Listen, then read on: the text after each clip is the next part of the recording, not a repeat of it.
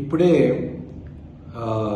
Supreme court నుంచి వచ్చిన update ఏంటంటే జస్ట్ లంచ్ ముందర ఈ నీట్ మ్యాటర్స్ హియరింగ్ వచ్చాయి.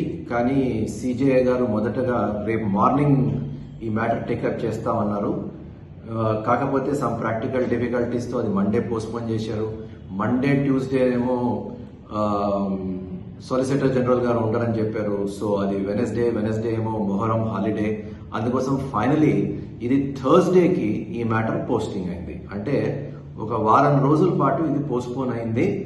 సో దీంతో మనకి తెలుస్తుంది, అంటే ఇది దీనికన్నా ముందర సిజేఐ గారు ఏమన్నారంటే అఫిడవిట్స్ అన్ని వచ్చాయి. సుప్రీంకోర్టు ఇది మన సిబిఐ వాళ్ళు సుప్రీంకోర్టులో వాళ్ళ స్టేటస్ రిపోర్ట్ కూడా ఇచ్చారు. సో ఈ లాయర్స్ కి కొంచెం టైం పడుతుంది ఇవి చూడడానికి, అండ్ వాళ్ళకి టైం ఇవ్వాలి. బట్ ఎనీవే కొన్ని ప్రాక్టికల్ డిఫికల్టీస్ ఉండడం వల్ల థర్స్డేకి ఇది పోస్టింగ్ చేశారు. సో ఏ డైరెక్షన్లో వెళ్తుందో ఇప్పుడు మనకు తెలుసు. ఎందుకంటే ఈ అఫిడవిట్లో చాలా స్ట్రాంగ్గా ఐఐటి మెడ్రాస్ వాళ్ళు ఇచ్చిన డేటా అనాలిసిస్ రిపోర్ట్తో మోర్ ఆర్ లెస్ ఇది పెద్దగా ఏమీ జరగలేదని తెలుస్తుంది. మాల్ ప్రాక్టీసెస్ కానీ వాట్ ఎవర్.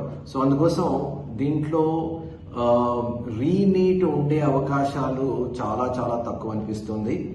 అండ్ కౌన్సిలింగ్ అయితే కౌన్సిలింగ్ మీద స్టే లేదు కాబట్టి, అండ్ ఆల్రెడీ గవర్నమెంట్ కమిట్మెంట్ ఇచ్చింది కాబట్టి థర్డ్ వీక్ ఆఫ్ జూలై నుంచి కౌన్సిలింగ్ అయితే స్టార్ట్ అవుతుంది.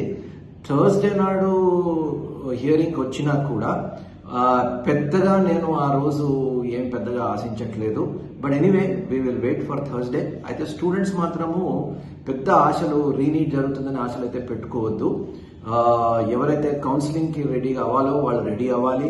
ఎవరైతే లాంగ్ టర్మ్ ప్రిపరేషన్ ప్లాన్ చేసుకుంటున్నారో ఇంకా వేరే ఎక్స్క్యూజెస్ అవి చూసుకోకుండా లాంగ్ టర్మ్ ప్రిపరేషన్ ఇమీడియట్గా స్టార్ట్ చేయాలి. ఏదైనా అప్డేట్ వస్తే తప్పకుండా we will give you an update.